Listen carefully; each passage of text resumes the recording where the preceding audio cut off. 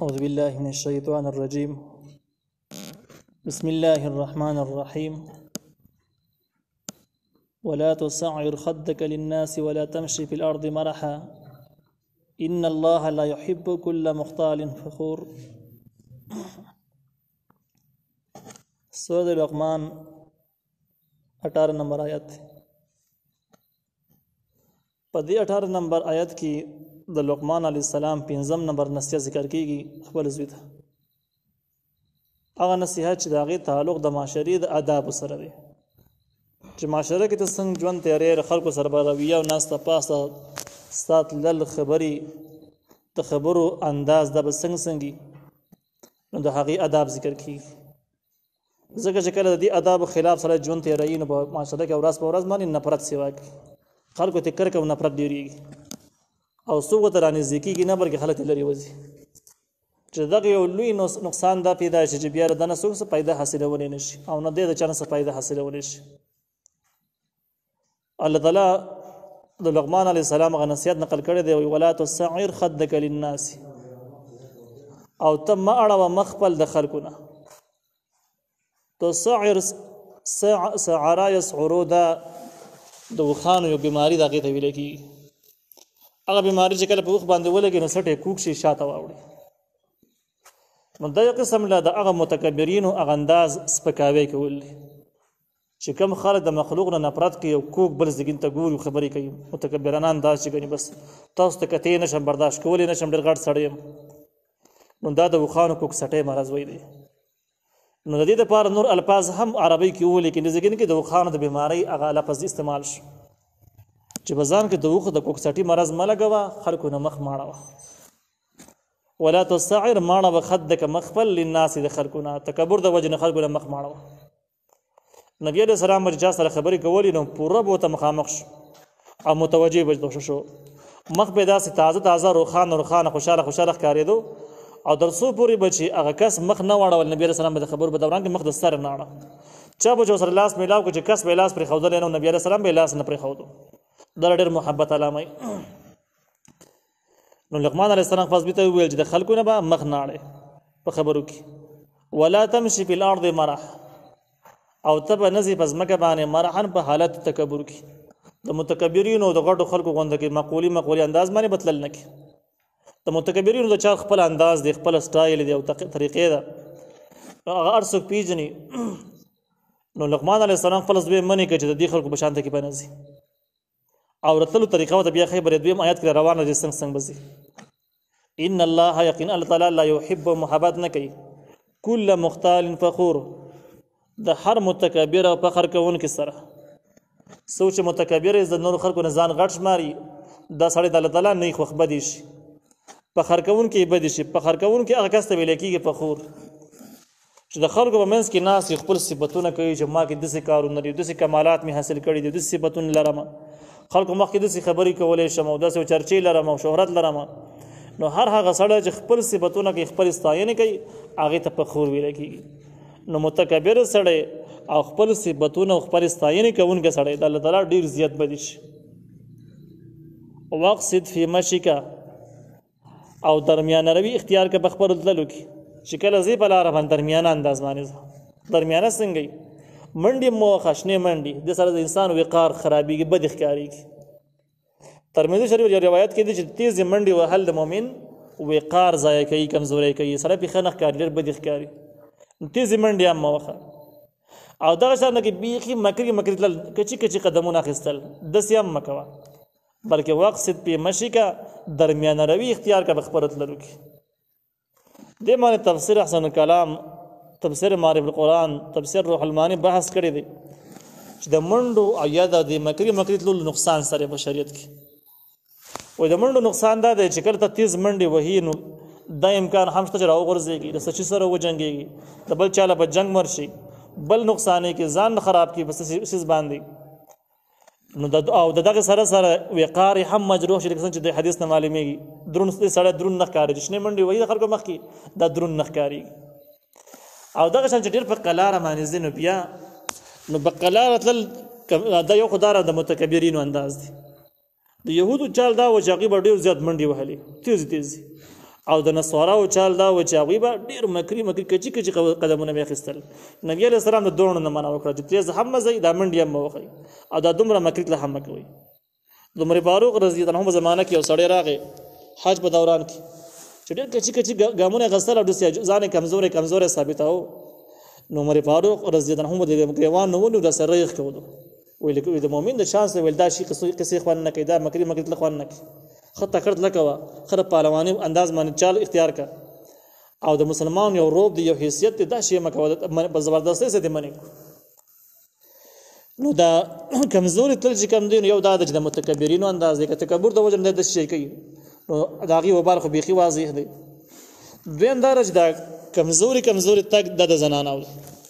او د تشبه بالنساء چې کوم دی شریعت کې دا معنی دی نارینه به د زنانو څخه ځان نه مشابه کړي چې کومې کپړې زنانه اغوندي نارینه به نه اغوندي چې کومې نارینه اغوندي زنانه به نه اغوندي د تشبه ویل کېږي یو بل سره مشابهت دا ناجایز دی. نبی علیه السلام دا ملعون ویل دي خلکو ته. دغه شان د کې خبرو اترې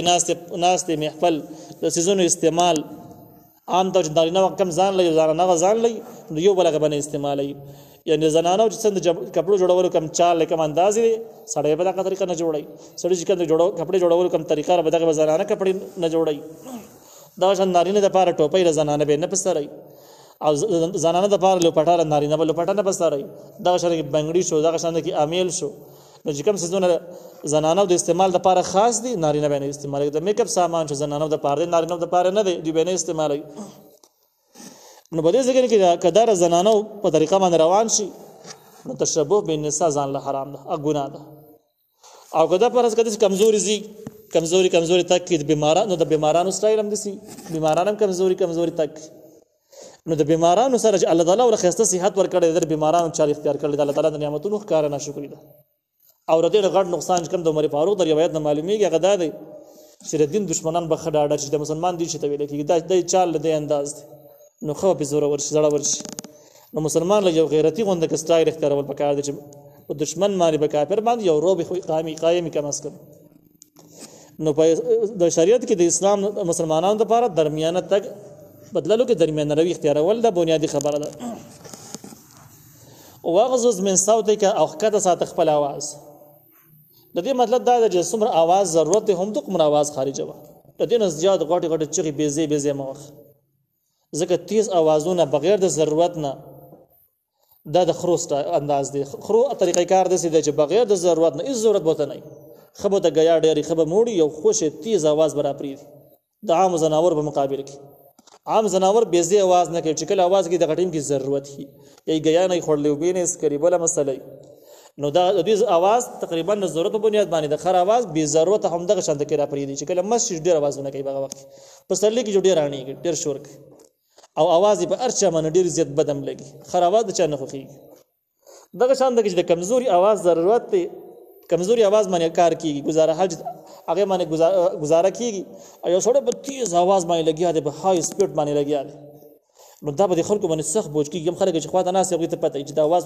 تلک ست خبري مو کې نو د وګون د پردې لقيږي سره د سخت تکلیف دا غي نه چې دا خبر आवाज ناس وي کم شوی وي که چی आवाज خبري کړي یا عزت لري وتلې سړی تنګي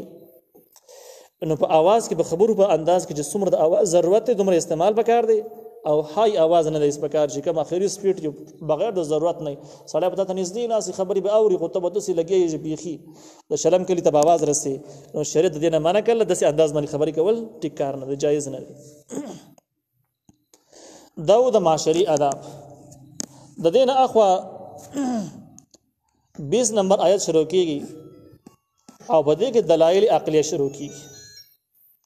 د دې 20 نمبر نواله د سورت اخیره پورې چې کوم سبقونه دي نو په دې کې به اته دلایل عقلیه ذکر کیږي د الله تعالی په وحدانیت باندې. دغه نورسته به زمانه رټل ذکر کیږي د مشرکانو د پاره د اسلام د دشمنانو د پاره او زمانه په بشارتونه ذکر کیږي د مؤمنانو د پاره د مؤمنانو صفاتونه به ذکر کیږي. در سورت اخیره پورې د اخوره دی 19 نه اخوره دی سبقونه خلاصه شو. نو الله تعالی وی علم ترى ادوینه ګوري ان الله چې یقین الله تعالی سخر لكم تابع کړي د تاسو د پاره ما هغه سو په سماوات چې پسمانونو کې دي او ما فی الارض هغه چې بزمه کې دي ټول هر څه تاسو د خپل حکم مطابق او تاسو د پایدې لپاره لګولې دي تابع دي نه نور مخالفت کوي نه ستوري نه اسمان نه باران نه ځمکه هیڅ شی مخالفت نشي کولی چې څنګه الله تعالی وتوی هغه شان د انسان خدمت کې لګیا دي واسبغ علیکم نعمه او پورا کړی دي تاسو د خپل نعمتونه الله تعالی به تاسو باندې خپل نعمتونو انتها کړل پورا کړی دي ظاهرتن چاغه ظاهری نعمتونه د بستر ګمانه معلومیږي هر څو کې پیژني وباطنتن او باطنی نعمتونه چې ارسو کې نه پیژني اهل علم والای پیژني لکه ایمان شو تقوا شو د الله نه ير شو جنت شو جهنم شو د الله تعالی قدرتونه صفاتونه او دغه شان د ګناهونو وبال نقصانات د باطنی سيزونه دي عام خلک په دې معنی نه پوي خو الله تعالی تاسو له ظاهري او باطنی ټول نعمتونه در پوره کړی دي ومن الناس بعض د خلقنا من هغه څوک دی یو جادل چې جګړه کوي په الله په بار د الله تعالی کې دا زجر دی چې د الله تعالی دومره لوی نعمتونه او احسانات ته ګوره نو انسان تمام ضرورت پوره کړی دي انسان په کامل صفاتونو سره پیدا کړی دی خروغ رمټ صالح روغ جسم عقل ارسه برابر لیکن د دومره لوی نعمتونو باوجود د خلق د الله تعالی مبارک جګړه کوي سو د الله ذات نه مني سو کې صفات نه مني سو کې نظام نه مني سو کې احکام نه مني سو کې پیغمبران نه مني الله تعالی په ذات مبارکي جګړې کوي بد اخلاقی او د ظلم او د بیوقوفتیا غ انتها ده